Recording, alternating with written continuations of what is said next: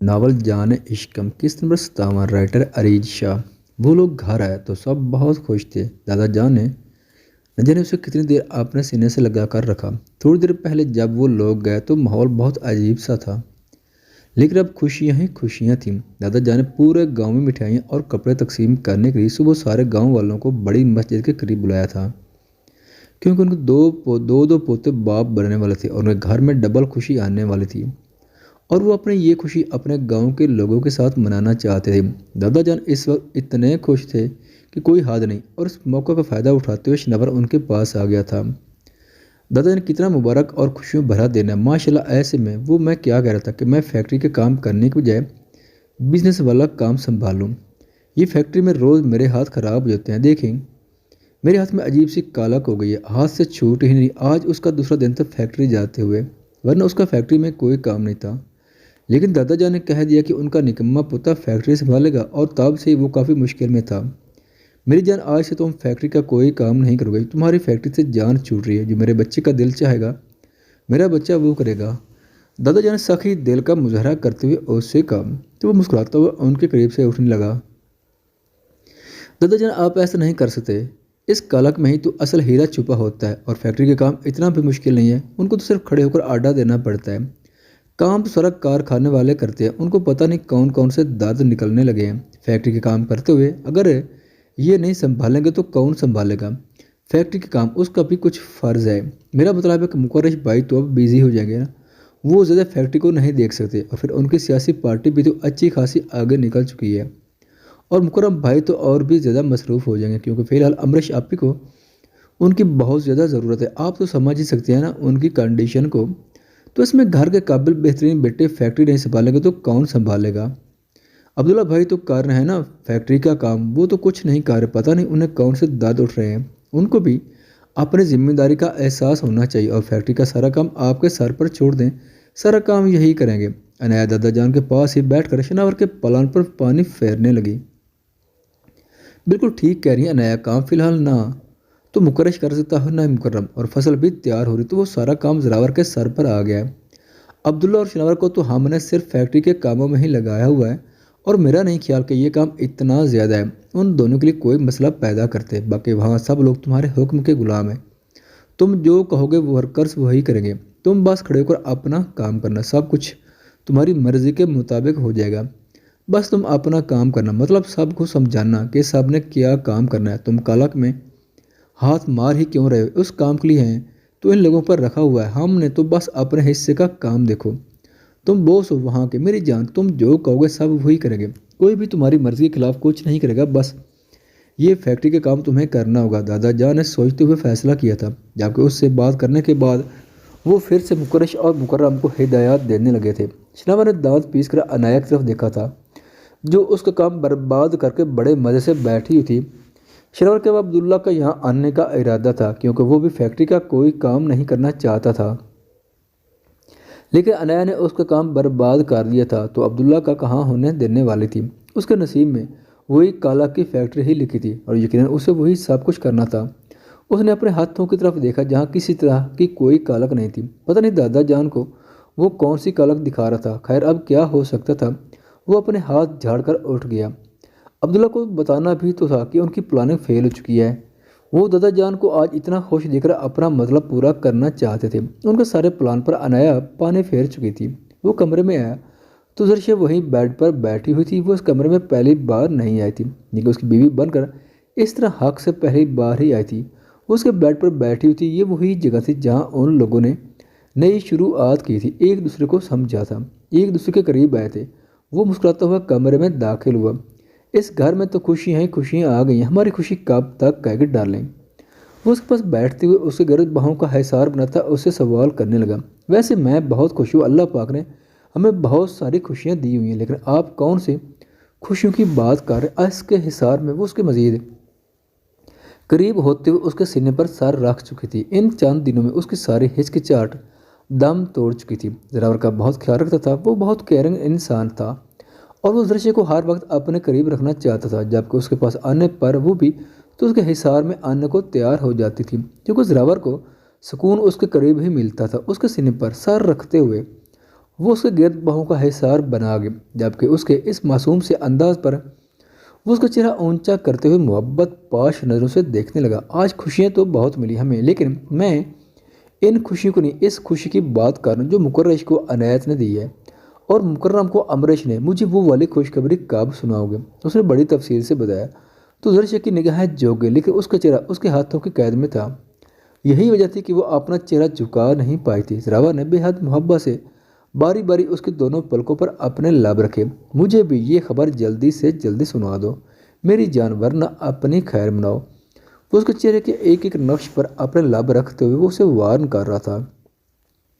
یہ میرے بس کی بات تھوڑی ہے، یہ تو اللہ پاک خود ہی اپنی مرضی سے سناتے ہیں۔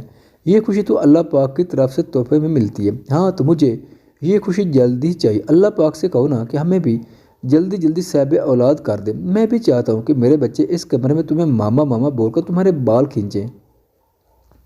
اسے خود سے لگا وہ بے حد محبت سے بول رہا تھا، جبکہ اس کے بات پر زرشے مسکرا دی۔ صرف میرے بال کیوں کھینچے؟ وہ آپ کے سینے پر چڑھ کر کبڈی بھی کھیلیں گے، اس نے شرارت سے کھلکھلاتے ہوئے کہا، جبکہ اس کی کھلکھلاہٹ پر نثار ہونے والے انداز میں زراور نے اس کے لبوں کو چوما تھا۔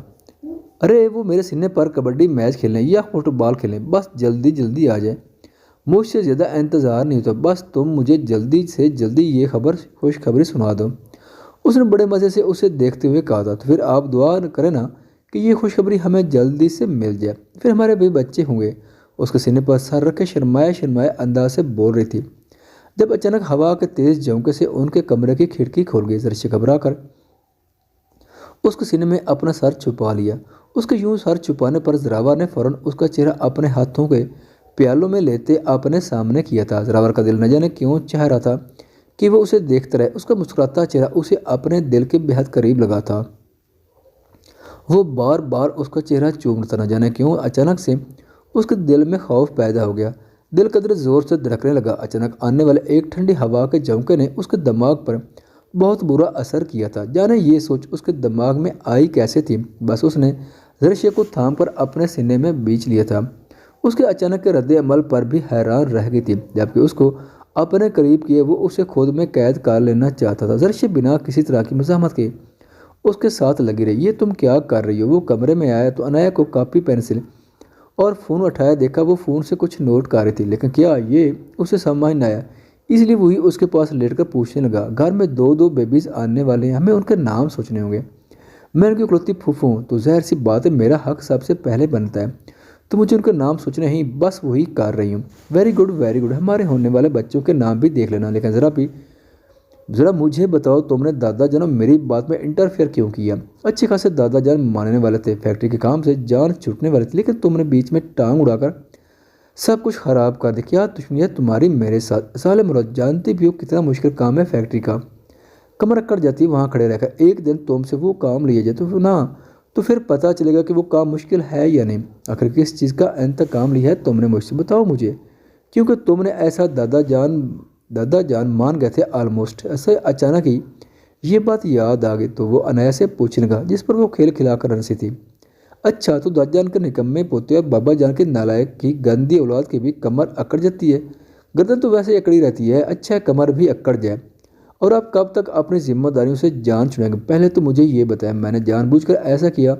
اور جہاں تک دشمنی کی بات ہے نا، میں آپ کی معلومات میں اضافہ کرتے ہوئے آپ کو بتا رہی ہوں کہ میں ازل سے آپ کا دشمن ہوں اور آخرت کے دن تک رہوں گی۔ اگر یہ کام آپ اور عبداللہ بھائی نہیں کریں گے تو یہ کام مکرم بھائی اور مکرم بھائی پر آ جائے گا، لیکن اس وقت ان کی فیملی کو ان کی ضرورت ہے اور آپ کو آپ کا کام کرنا چاہیے، بس بہت ہو گیا۔ ہر وقت آپ کی مرضی نہیں چل سکتی، آپ میرا منہ دیکھنا بند کریں اور نام ڈھونڈا ہے مجھے ویسے تو کسی کام کے ہی نہیں، آپ بابا جان کی گندی اولاد نہ ہو تو نام بتا رہی ہوں، لکھتے جائیں۔ اس پر وہ کاپی اور پینسل اس کے ہاتھ میں تھماتی پھر سے موبائل پر نام ڈھونڈنے میں مصروف ہو چکی تھی، اور ہر برکتنا شناور اس بار بھی کنفیوز تھا۔ وہ اس کی اتنی ساری بے عزتی کرتی تھی، اتنی ساری باتیں سناتی تھی اور وہ خاموشی سے سنتا تھا اور برداشت بھی کرتا تھا، لیکن کیوں؟ صبح ہوتی وہ سب لوگ بڑی مسجد کے پاس آ گئے، جہاں آج دادا جان کے حکم کے مطابق پورے گاؤں میں کپڑے اور مٹھائیاں تقسیم کی جا رہی تھیں۔ عورتوں کو زرشے اور نیا کپڑے تقسیم کر رہے تھے، جبکہ مردوں میں شناور اور زراور یہ کام سر انجام دے رہے تھے۔ جب ایک مرد ان لوگوں کی طرف آنے کے بجائے اپنا آپ چھپاتا ہوا عنایہ اور زرشے کی طرف جانے لگا، شناور نے اسے پکار گا کہ اس طرف آنا ہے، لیکن وہ آدمی روکا نہیں بلکہ تیز سے زرشے کے پاس آیا اور اپنے ہاتھ میں موجود کوئی چمکدار چیز اس کے پیٹ پر دے ماری۔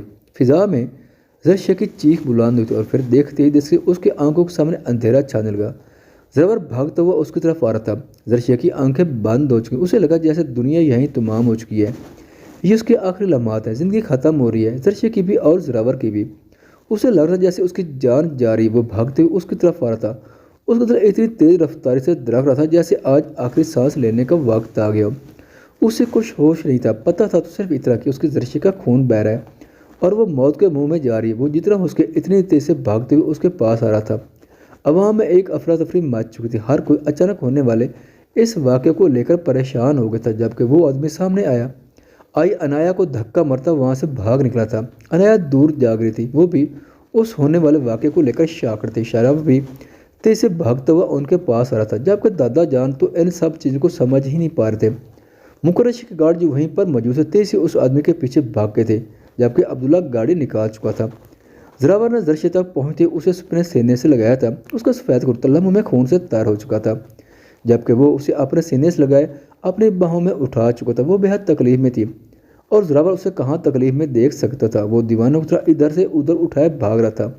ابھی تک تو ہوش میں تھی، وہ اپنے آگے پیچھے ہوتی ہر چیز کو دیکھ رہی تھی، لیکن وہ سب محسوس کر رہی تھی جیسے وہ ان سب چیزوں سے ہمیشہ کے لیے دور جانے والی ہے۔ اس نے اپنا خون آلود ہاتھ اپنے پیٹ سے ہٹاتے ہوئے زراور کے چہرے پر رکھا، سر میں بھیگی آنکھوں سے اس کی طرف دیکھا۔ وہ اسی کو دیکھ رہی تھی۔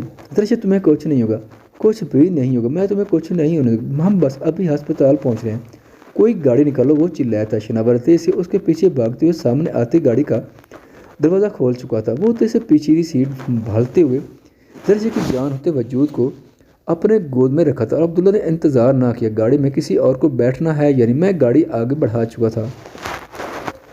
زراور کی حالت جنونی ہوتی جا رہی تھی، وہ کسی بچے کی طرح اس کو اپنے سینے میں بھیجے ہوئے تھا اور بار بار عبداللہ سے کہہ رہا تھا، عبداللہ گاڑی جلدی چلاؤ۔ ایک ڈر تھا اس کے اندر کہ کہیں اس کی زرشے کو کچھ ہو نہ جائے، جبکہ باقی لوگ پچھلی گاڑی میں ہسپتال کی طرف روانہ ہو چکے تھے۔ یہ اچانک ہونے والا حادثہ کسی کو بخلا دینے کے لیے کافی تھا۔ اس وقت زراور کی حالت ہر کوئی سمجھ سکتا تھا، وہ زرشے سے کتنی محبت کرتا ہے، یہ کسی سے چھپا ہوا نہیں تھا۔ خاص کر شناور اور مقرشی تو اس کی بے پناہ چاہتوں کے گواہ تھے۔ کیا ان کے لیے سمجھنا مشکل تھا کہ زراور اس وقت کس کنڈیشن میں ہے؟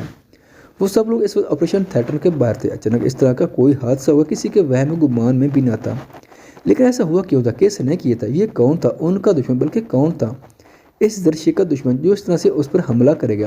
جو کوئی بھی تھا صرف زرشے کو ہی مارنے کے لیے آیا تھا۔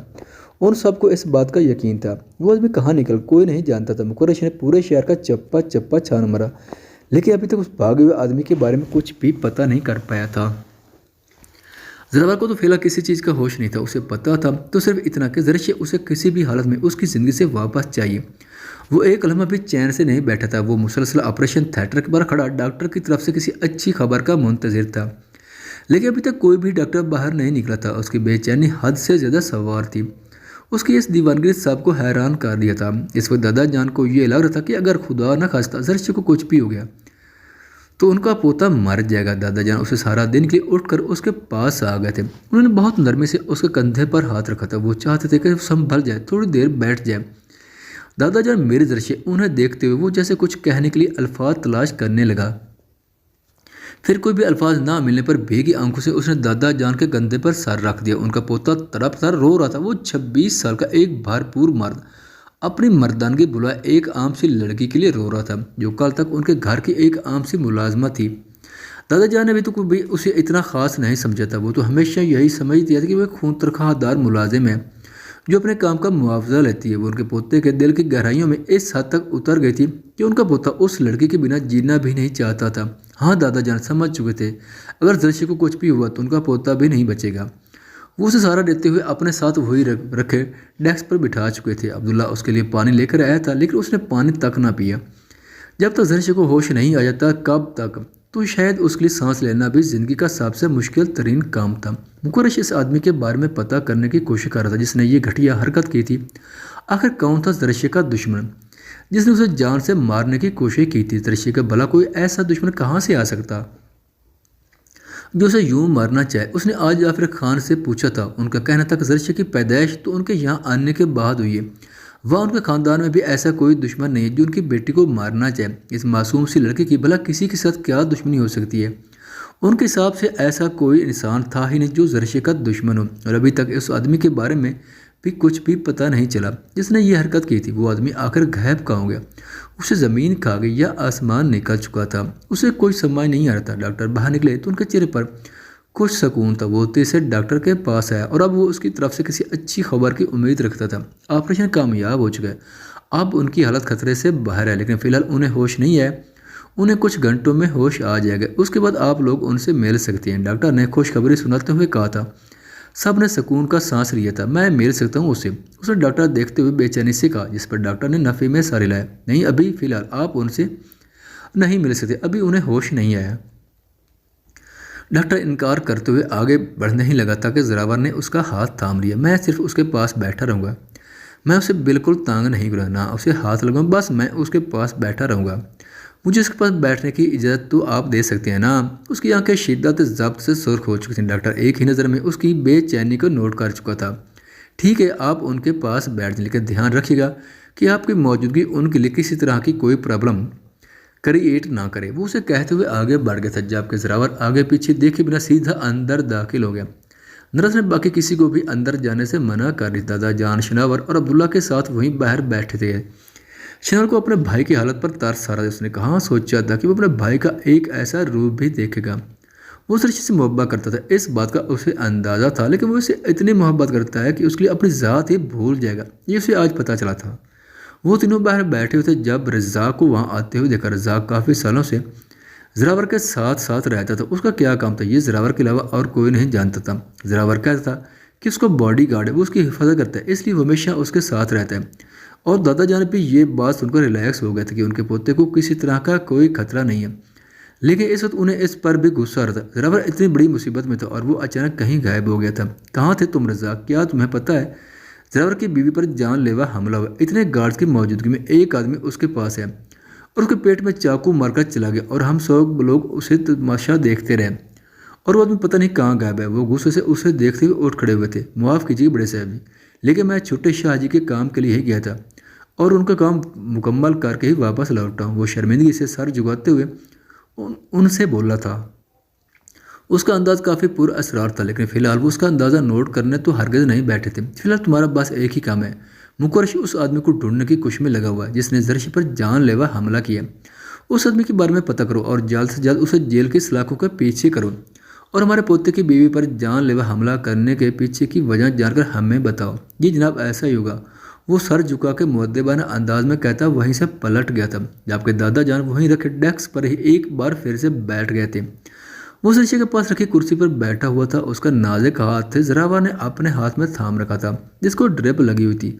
उसके हाथ पर अपने लब रखता वो बार बार उसके नाजुक उंगलियों के पुनों को अपने लबों से छू रहा था। कल रात उसने भी महसूस किया था जैसे उसकी जर्शी उससे दूर चली गई हो। हाँ, उसने कल रात ये चीज़ महसूस की थी। उस हवा के झोंके ने जैसे उसे कोई पैगाम दिया था जिसे वो सुनना नहीं चाहता था, जिसे वो सोचना नहीं चाहता था। कल रात उस सोच ने उसे डरा दिया था, तभी तो वो उसे अपने बेहद पास करके भी अपनी आंखें बंद ना कर सका। वो सारी रात उसका मासूम सा चेहरा अपनी नज़रों के हिसार में लिए बैठा रहा। अगर उसे अंदाज़ा होता कि ऐसा कुछ होने वाला तो यकीनन वो कभी भी जर्शी को अपने साथ वहाँ ले जाने की गलती ना करता। उसने इनकार किया था, वो वहाँ जाना भी नहीं चाहती थी। उसने सुबह से फोर्स किया था, उसे अनाया को बोला था कि कैसे भी किसी भी तरह उसे मना के ले आए। वो सिर्फ उसे अपनी आंखों के सामने देखना चाहता था कि लेकिन अगर उसके वहम गुमान में भी यह बात होती उसकी जर्शी पर कोई जानलेवा हमला होने वाला है तो उसे हज़ार पर्दों में छुपा रहता, लेकिन कभी उस जगह लेकर जाने की गलती ना करता। कितना थोड़ा सा वक्त था जिसने उसकी दुनिया हिला कर रख दी थी। उसने झुक कर उसके माथे पर अपने लब रख दिए थे और फिर कितनी देर यूं ही उसके बालों में उंगलियां चलाता रहा। जाओ जाओ जर्शी, मैं तुम्हारे बिना नहीं रह सकता, तुम्हारा ज़रावर अधूरा हूँ, तुम्हारे बिना मर जाऊंगा। अपने ज़रावर को इम्तिहान में मत डालो, तुम्हारे मामले में बहुत कमज़ोर है ये दिल, तुम्हारे मामले में ये मेरी भी नहीं सुनता। प्लीज़ वापस आ जाओ, मर जाऊंगा तुम्हारे बिना। और उसके माथे पे अपने लब रख सरगोशी नुमा आवाज़ में बोल रहा था, जबकि उसकी हर सतह पर लब्बैक कहने वाली बिल्कुल खामोश पड़ी थी। ख़वातीनो हज़रात, चैनल पर आने का बहुत शुक्रिया। अगर वीडियो पसंद आए तो चैनल को सब्सक्राइब करें और साथ ही बेल के आइकन को लाजमी प्रेस करें ताकि आने वाली वीडियोस की अपडेट सबसे पहले आप तक पहुंच सकें। शुक्रिया।